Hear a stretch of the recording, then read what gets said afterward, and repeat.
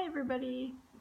So, there were a few similarities that I noticed in the best practice text. The two main ones that kind of really resonated with me actually were making connections and then the real world context. In the chapter that discusses the writing practices, it mentions how it's a craft-like process.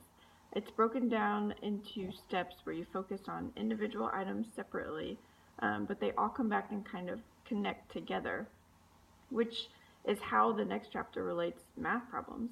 It kind of discusses how math in general is finding those overlapping patterns and relationships, and you have to be able to organize all of that information.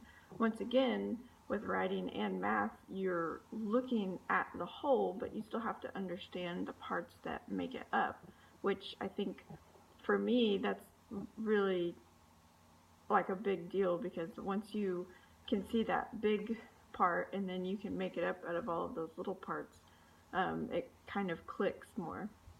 The second one that really made sense to me was authentic problems.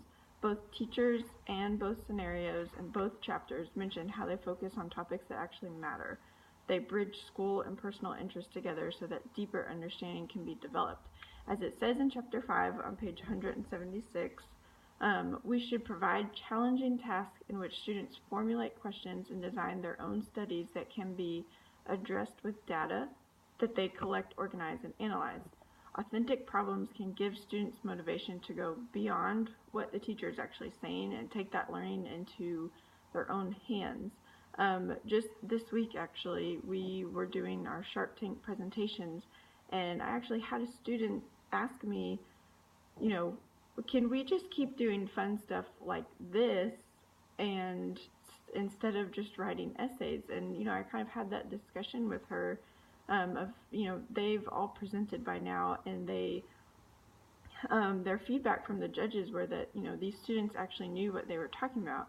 And to me, that's a really big deal. Like, I have one student who's actually using his project and making money on it from other teachers now, which is crazy that he thought this project through so much that he's actually selling his concept to other teachers and they're buying it.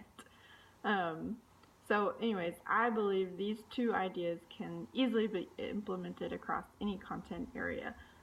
All subjects should be challenging students outside of just classroom thinking and relating it back to how they will be using it in the real world. I also think that any content area can have both of these ideas and concepts that make up a huge part of the course and then broken down into parts. It's kind of like having that big idea that covers the whole topic, only as you go through the class, you are essentially scaffolding the material so that it all fits back together. As students fit the material back into the big idea, they make those real-world connections, and it goes hand in hand. I believe they just simply fall together. I believe it should be implemented into every subject and content area. Just as these two teachers and examples show, it can be done, and it should be able to be implemented across all content areas.